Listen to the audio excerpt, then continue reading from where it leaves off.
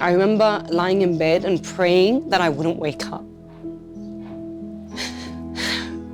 It's amazing how you can be in such a dark place in your heads and no one around you can actually see that. Did you open up to someone? Yeah, I remember telling, my parents and just saying, I'm not happy here.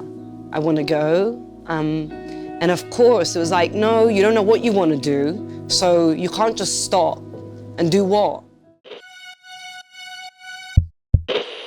Hi there. This is Stephanos. And Hélène And you're listening to the HealthPod, a thought-provoking, safe space where we dare to ask the questions that no one else does.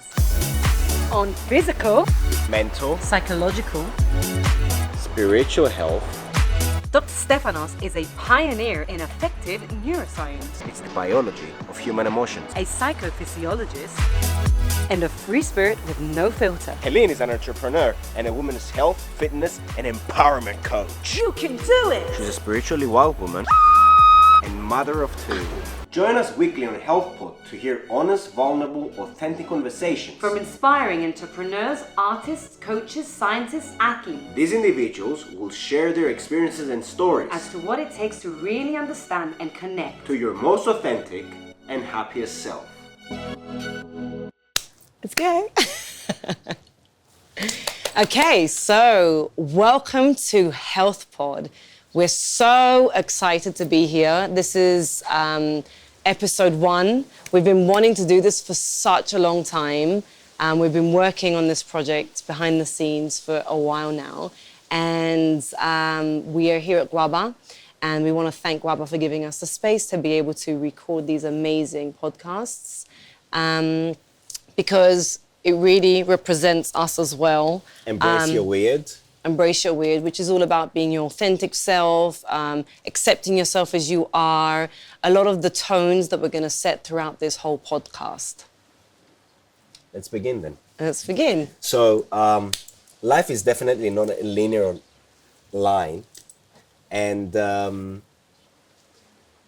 our journey through adulthood has been a very interesting road. Yeah. And I think it's such an interesting adventure that everyone needs to take it easy and they need to accept the journey and trust the path, because it does unfold a lot of aspects of your character. It does make you realize what life is about. And of course, you're my partner, and I love you and I admire you for a lot of things. And me, you. But there are certain things that I think you should share out in the open for people to understand who is Hélène and who is that person that they see behind the camera, behind that Instagram profile that wants to empower women into fitness and into wellness, and your own personal journey. And vice versa as well. Both of our journeys, I think, are collectively, like the growth that we've been through and how we've matured as adults. We met at such a young age. Indeed. And we're still together.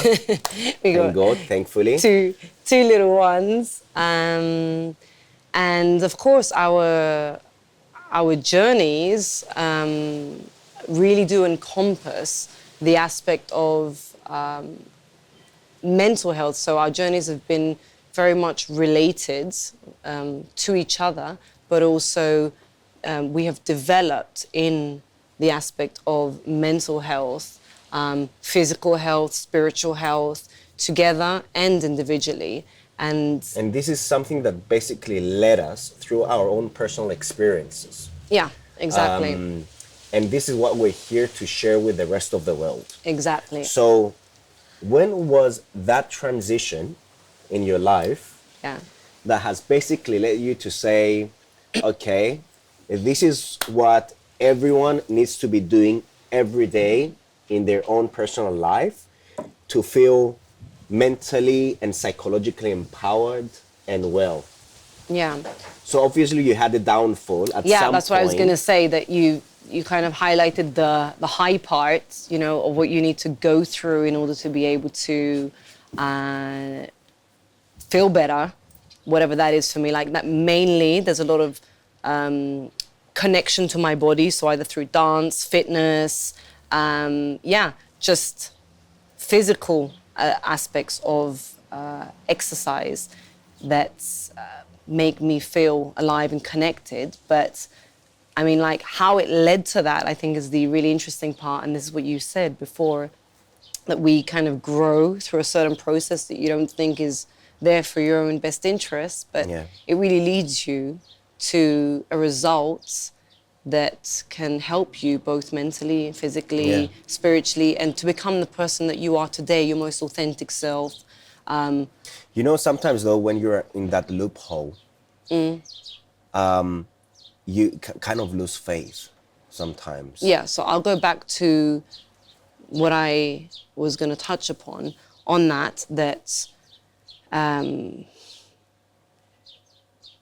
my journey with understanding where I was at in terms of my mental health was at my lowest points in life. And that was when I was going through depression, and I had put on about 10 kilograms because I was unhappy with my life and where I was at that point.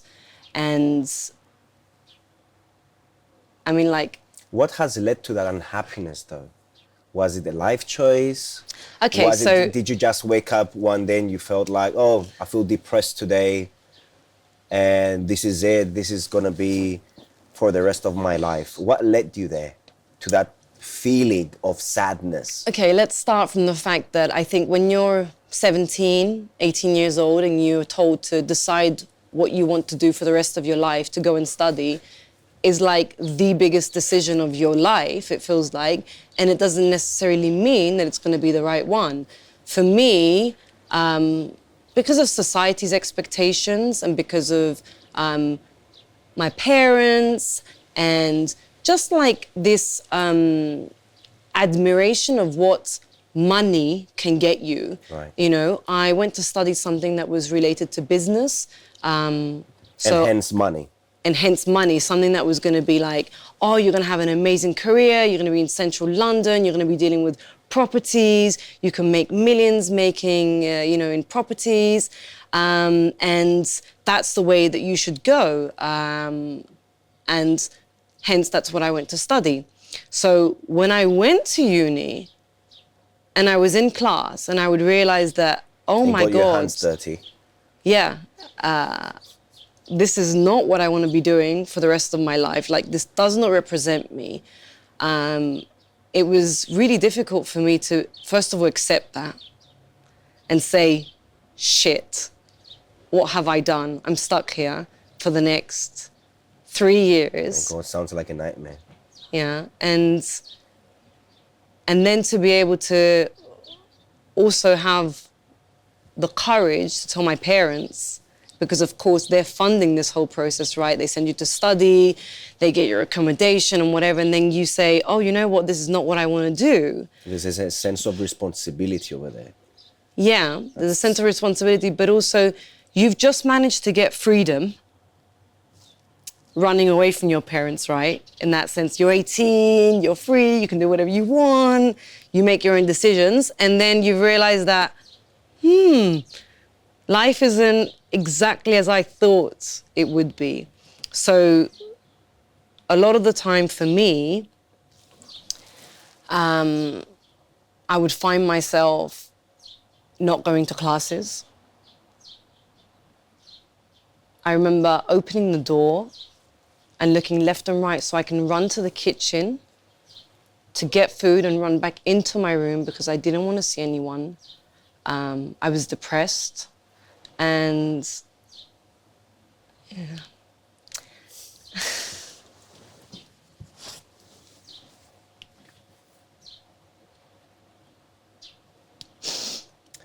So, if you allow me to share my own personal experience, my own take on this, is that obviously we're being pushed occasionally through our parents into a career path that does not necessarily fulfill us. And Yeah, I would just say on that though that every decision that you make is still your own decision. We don't get to blame our parents for the choices that we made. Instead, you embrace them, yeah. And that's a mature thing to do. Yeah. right, give me another second because I want to finish my story there. So I remember just like, why is it so hard to say? Because it's genuine, it's true. Yeah. And that shows courage. Which is something difficult to do. To be vulnerable. My makeup's gonna go off and I don't want that. So, yeah, I remember lying in bed and praying that I wouldn't wake up. And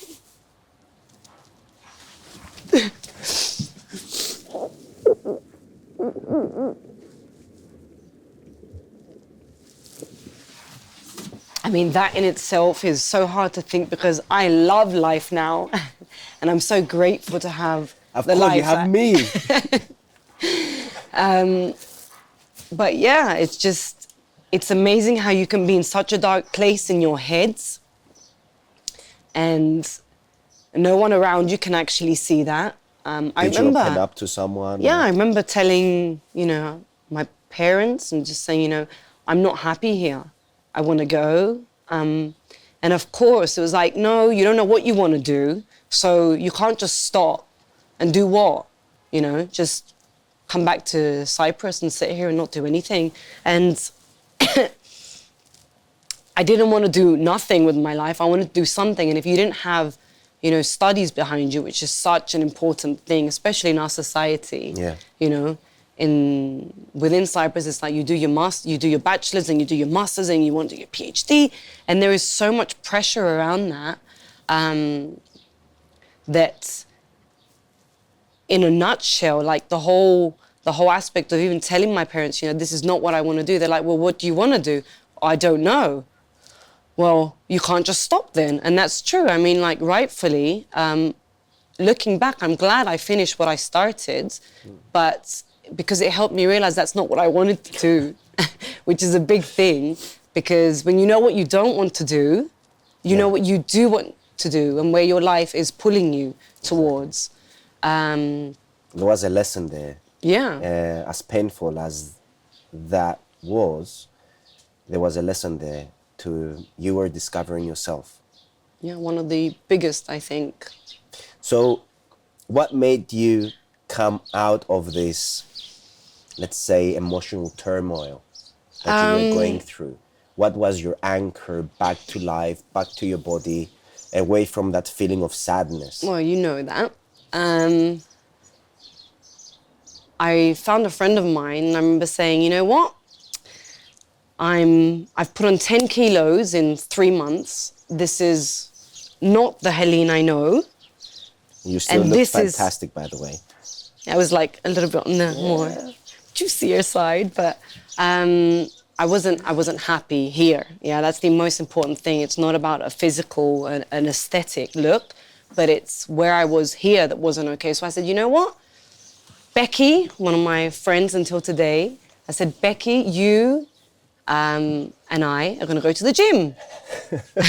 We're going to go to the gym. Like this place that it was actually really scary to go into. There's weights and there's all these men there and all these women and they look like they know what they're doing. And I mean, I had been exercising since I was 13 because I used to play volleyball like with the women's team. And I was only like 13, but I used to, have that exposure. So I was always, as an athlete, had that aspect of... Hence the booty. Thank you, volleyball. for this amazing body that you have created at a young age. It's genetics, babe. It's not Genetic, just... yeah, you took it from your mama. Okay, I got that. But yeah, so we went to the gym, and it was through just that, the thing that I would look forward to, that hour of being able to exercise and just connect to my body, and release all that energy and release all that tension, that I was like, yes, this is empowering. This is, this makes me feel alive. This makes me feel good. And just by doing that every day, that was my anchor point to like get through, like, okay, this is what I'm going to look forward to. This is what I'm going to do. This is what I love. And it kind of pushed you through life, pushed you through your studies. Led me to obviously have my own. And then you had another project, me, to kind of fix at that point. Yeah. Anyhow, go on. I will share my own personal experience in my endeavor when it came to my professional life, if you allow me over here. It was basically a path that we'll cover this potentially at another episode. I've been through the public exams. I've got a high score, but definitely when we were having the discussions with my dad, whether I should go into psychology or study something else that would guarantee, let's say, a safe income, they convinced me otherwise, to go into Greek philology. Now, why? Because I was always a good student, good in poetry, had good language skills in Greek. Back then, maybe they kind of faded away over time after being abroad for so long. But thank God for that decision, that kind of wrong decision that was made, because that led to another path of my life that I've been through, toxic masculinity. And I've hurt people. And I'm not proud about doing that, but it was definitely a path that I had to go through that dark path that led into light. And there was this phone call after going through that discovery of myself, that I was always with someone, but then I've always felt alone. That I called my dad and I told him, look, Dad, there are the takeovers here in Greece. We're not really studying much. We're not really going to uni. We live a fantastic life. I'm having a lot of fun every day, but I don't see a future for me here. And at that point, I came back to Cyprus. We filed some applications for the UK. Didn't know where to go, didn't know the system, which universities were good or not. But you knew what you wanted to do. Yes. Which was always psychology. Exactly. And at the end of the day, because I had that mentality always stuck on my head that you need to go to the best university, you need to go to the best place to study. But following what you always want to do, following your heart, following anything, no matter where you study, in which because more or less you're going to learn the same things in different universities, let's say. And universities are corporate organizations. They have of course, their own teams, their own spheres of interest, their own funding. But the basics, let's say bachelor's degree, it's again, in its core, more or less the same thing. So I went to the UK, and then there was another route of discovery over there for me. That kind of, I've met you.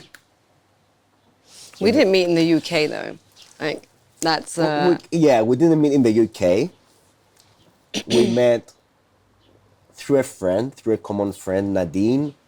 Oh, yeah. Yeah, where I was basically had different partners at that point, different partners for each small pocket of myself one for emotional support, one for physical support, one to go out with. But I was praying every day because at that point I felt lost. And I was saying, please God, send me someone that I would feel complete. And boom, that was it. Boom. It was like magic. And you know the cliche that they say sometimes when you pray to find the right person, and when you see that person that's for you, you know that's the one. That's how I felt. It was instant. It was immediate. I knew this was the wife of my life. I love you. I love you. That's a story that are we going to cover now or? Yeah. Let's go for it. Okay. Episode 2. No. Yeah, that was an interesting a day, because I remember thinking that we were going to go to the beach with my friends, and I had just come out of a relationship, and I was like, they're like, oh, there's going to be this hot guy. That's me. And That's me. And he's ripped and he's so fit. Was. And show them your abs. Go on, show me your abs. No. Was. Allom maze diksa, jallom maze bigsa. We're gonna need the translation for that one.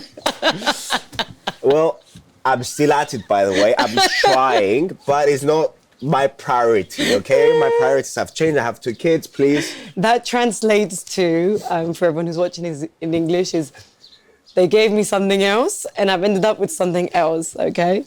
Just so you can follow along with that. Yeah, so we go to the beach and my friends are all excited. They're like, oh, this guy. And then he comes and he's like, I see him, his eyes are like on me, fully oiled down, and he's like, hello, nice to meet you, Stephanos. And that look, and the pose, there was a pose, and I was like, oh no, he likes me out of everyone else. Oh my God.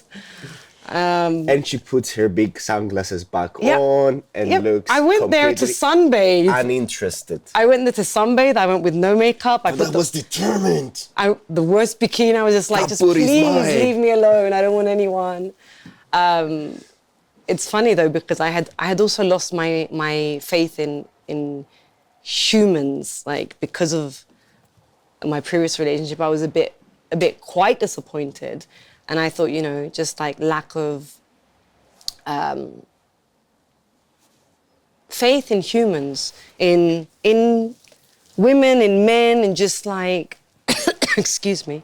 So you've lost your faith in humans, and I've lost the faith in my own self. Yeah. And it was through your eyes that I've ended up loving myself again. Yeah.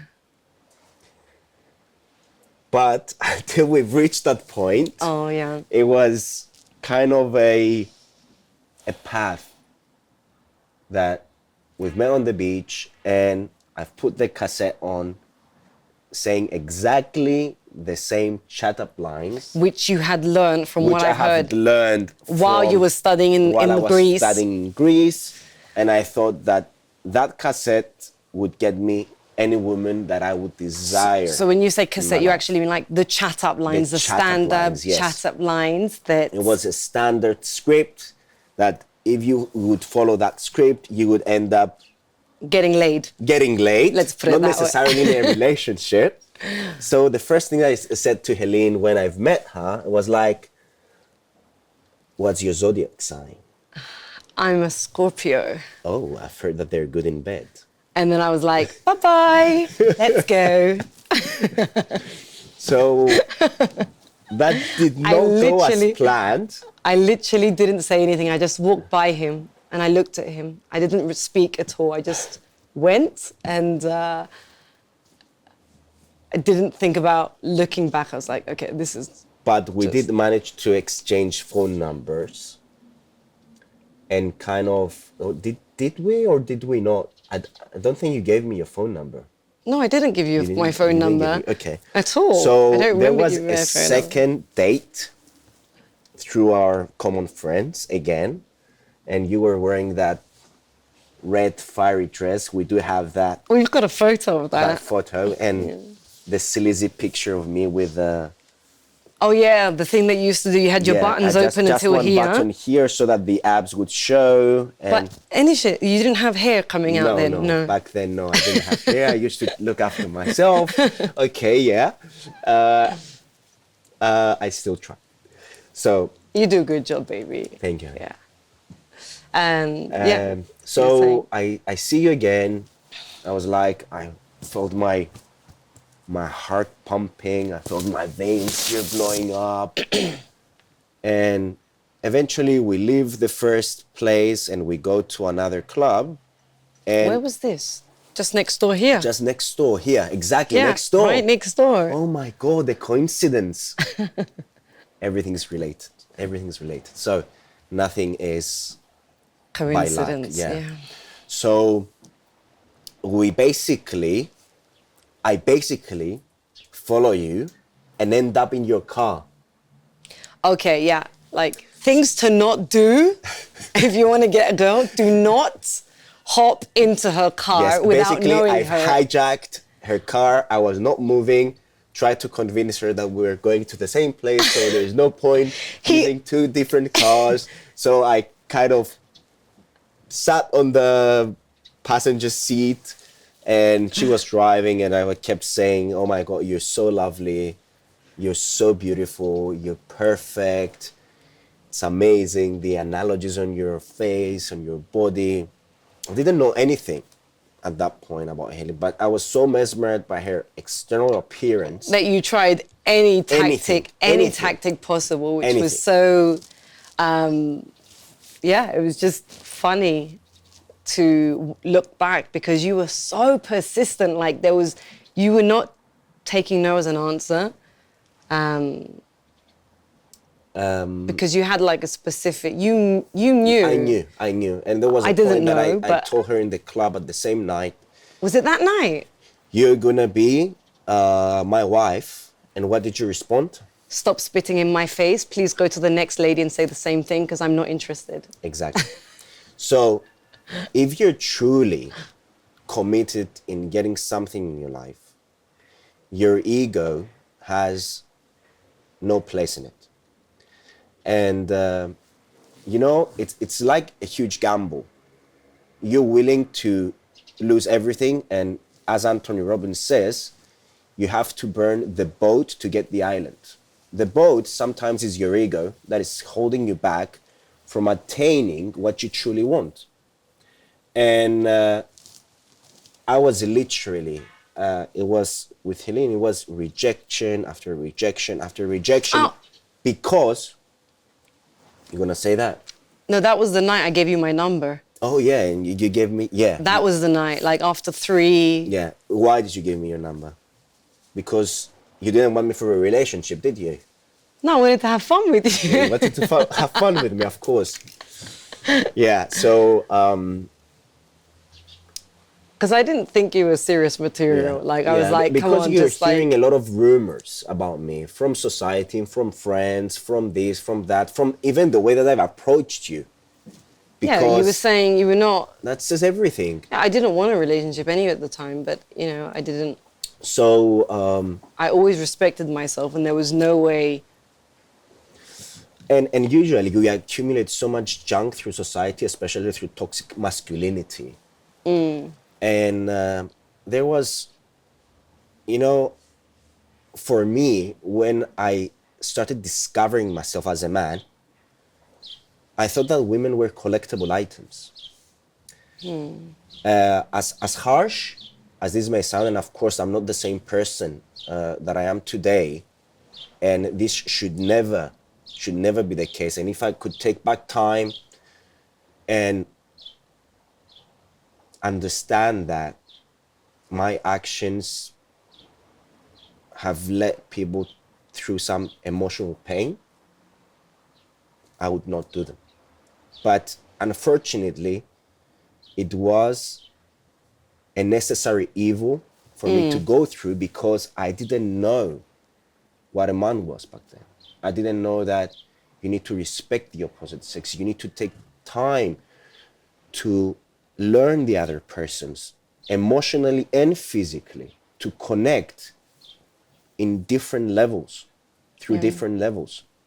And that really goes back to even us being able to connect. Exactly. And I remember like the constant, I remember even the first date we did go on, you just kept talking and talking and talking and because talking. I was uncomfortable. And you kept telling me about your ex. Yeah. Your ex or your relationships, or like you were selling me this idea that you thought I wanted to hear, and I was just sitting there. What's my market value, let's say. Yes. Yeah, you were selling yourself to me through like the wrong ways, and then I remember I dropped you off home. And I tried to kiss you. And I was like, nah, that's not happening. No, so it was a embarrassing. First time that happened to me. But on the other hand, it made me respect you. Yeah. I understood that, at that point, I understood that you're different. Because if my charm, if my body, if that didn't work with you, it meant that there was something deeper. And there was at that point that you started peeling the layers of society, of me, of toxic masculinity, of embracing me for who I am, my weakness. And when I exposed my weakness to you, and when I exposed my insecurities, Your vulnerability. my vulnerability, and who I truly was. Yeah. Which was after, I remember it was after a whole month of like talking to each other and whatever. And you said you had been out partying, and then you met me at 5 a.m. at this temple, and your guard was naturally down because there was... So it was the summer solstice. It was the summer solstice, 21st of June. Temple of Apollo, if I remember correctly. Amathus. Amathus, yeah, temple. And do you remember who I went with?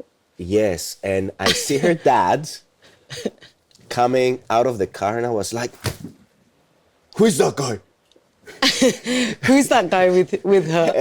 And it was so funny because it's just like, it's my dad. And then dad. I see also another young woman coming out. It was her mother. And then I thought, there's something not right here. And then I asked her, she's like, it's my dad. He looks very young. Anyhow, so we ended up walking on that temple, and it was a point that I came out of I was just partying all night, ended up with a random girl, and then I put my alarm clock at 5, it rings, and then I'm thinking, right, it's all or nothing. So it was at that point that I was level 1 with the ground and anything else. So I thought, I'm gonna give it a shot. So I came there as humble as I could be, because... And I think that's the first time that I actually saw you for what you were, because you were tired, you were not trying to be anyone, you were just you. And that's when I thought, I see this person. I see his soul. I see what his softness is. And that's what sold me. And I was like, now I can, this we can work with. And it was at that point that I thought, it doesn't matter whether she wants me in her life or not. I just want to be in her presence. because I feel good. She makes me feel good for who I am. And that divine energy that was emanating through you, that presence, it was just magical. And you know, when you love someone so much, I don't know if anyone else experienced this, that you just want to put them in a jar and just observe them. Not even have any sexual interaction with them, but it's just so magical. So magical. Because at the beginning it was absolutely animalistic, raw, sexual. But then when you truly understand the person that you have next to you, you just want to be in their presence so that you can be yourself. Yeah. And that led to another. And that's, I think, a lot of the time you want to be seen. You want to be seen for who you are. You want to be able to be you and not put on a mask in front of people. And then when you could do that with me, because that's what I wanted to see. That's what I could connect with, like emotionally, spiritually, sexually. It wasn't, So it couldn't be any other way. A woman that is going to go into... I love you a lot. So a woman that is going to go into a relationship, I think, with any man, needs to emotionally connect first. Yeah, for me, it's very important. Yeah, So, definitely. Men and women speak a completely different language. No, not always. I mean, if it's just going to be for a short-term, temporary relationship, then the language is the same there. But there are a lot of things. And at that point when we've met, obviously I'm not the person that I am today. I didn't have the degrees that I have, the success, money, whatever. I had nothing, literally nothing. But here is where women invest to the trajectory of a man's success. And obviously you saw something in me, and I'm not trying to boast about myself. I couldn't see it. I could not see it at that point. I did not know who I was. I did not know where I was going in life. But obviously you saw something and you stayed with me. And that made me also believe in myself. Yeah. And that was magical for me. So now let's go to the spicy aspect. So Okay. it has been like a month until we've managed to kiss each other. And it was like, when you kissed me, it was like, whoa, this is truly happening. I was like, losing my shit, it's happening. So we go out with your girlfriends, and that night, my best man for our wedding also came, Fivo.